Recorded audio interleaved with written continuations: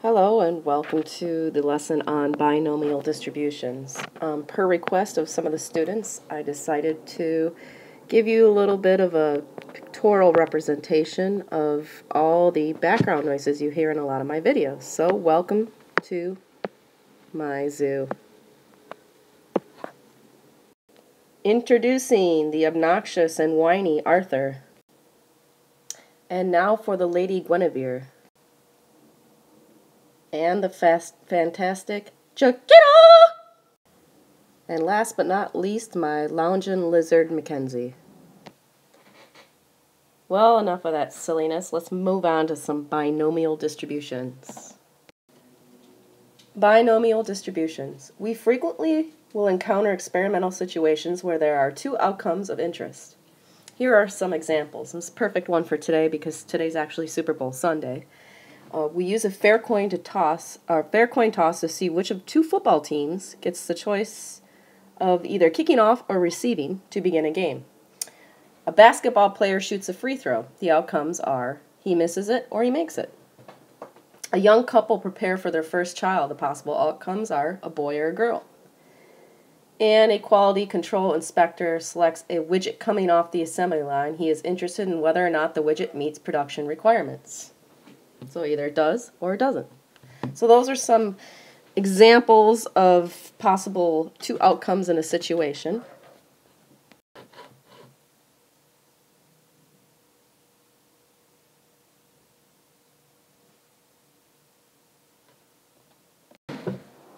First thing we got to do is we got to take a look at the situation and see if it kind of falls under a binomial setting.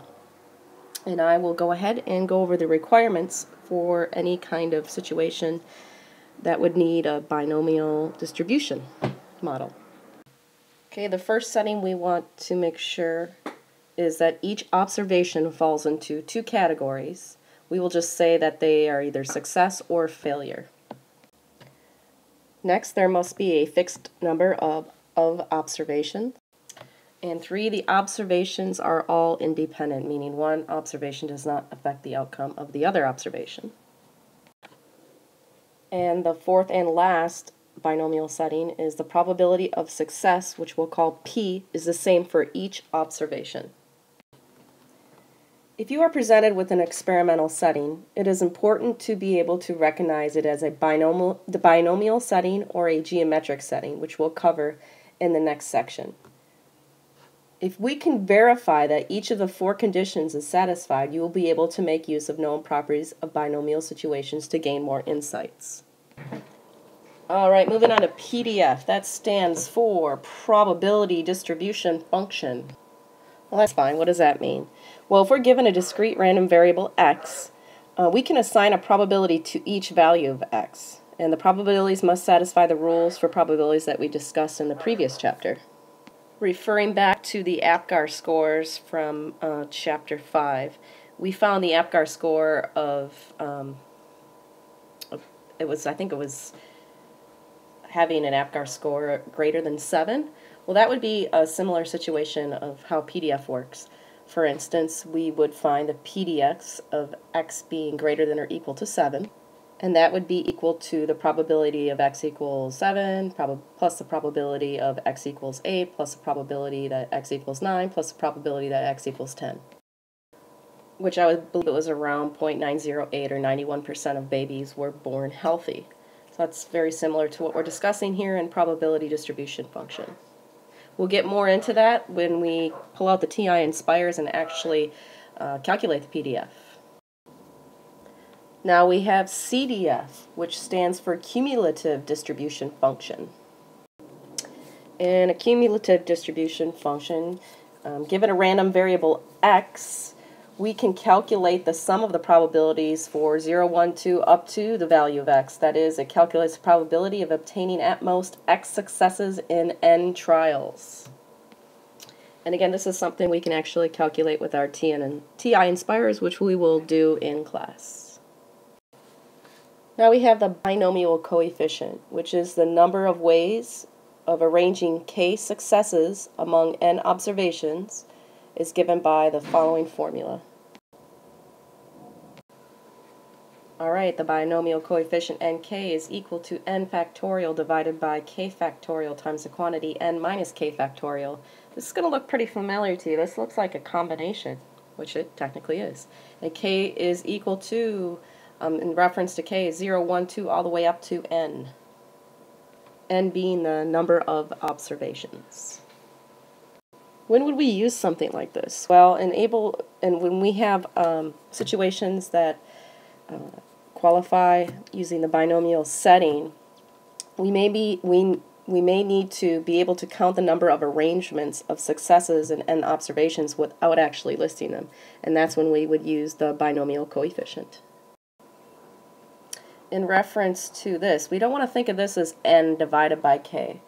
We want to think of it as if we were going to read it as the binomial coefficient n choose k. Alright, to sum up binomial coefficient, the binomial coefficient nk counts the number of ways in which k successes can be distributed among n observations. Binomial probability. If x has a binomial distribution with n observations and probability p of successes on each observation, the possible values of x are 0, 1, 2, all the way up to n. If k is any one of these values, we can use the binomial probability equation. And here is that binomial probability formula or equation. The binomial probability p of x equals k is the count multiplied by the probability of any specific arrangement of the k successes. If a count x has the binomial distribution with a number of observations n and a probability of successes p, the mean can be calculated by the following equation.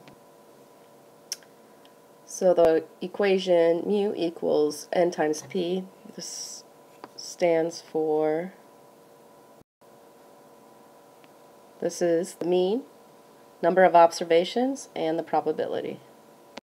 So if we are pulling a product off an assembly line, and say we pull 10 of the products and we're checking to see if it meets requirements, and the probability that it does not meet requirements is 0.1, then finding the mean is as easy as plugging in 10 for n and multiplying it by 0.1, and we would get 1.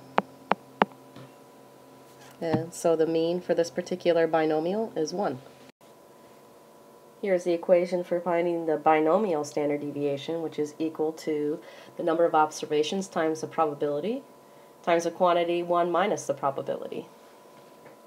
And referring back to the previous example of pulling 10 items off an assembly line and checking or not they meet the requirements, n being 10 items pulled and 0.1 being the probability that the particular items being pulled off the assembly line do not meet requirements, we can find the standard deviation. So we plug in 10 for n and 0.1 for p, and 1 minus 0.1 is 0.9, and we get the square root of 0.9, which is equal to 0.9487, and that is how we calculate the binomial standard deviation.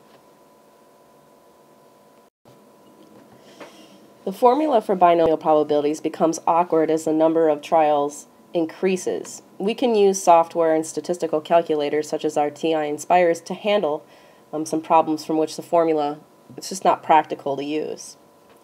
We also have another alternative. As the number of trials gets larger and larger, the binomial distribution gets close to a normal distribution.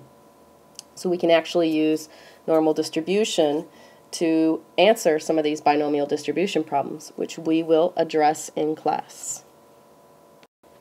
Thank you for joining me on the lecture and lesson in binomial distributions.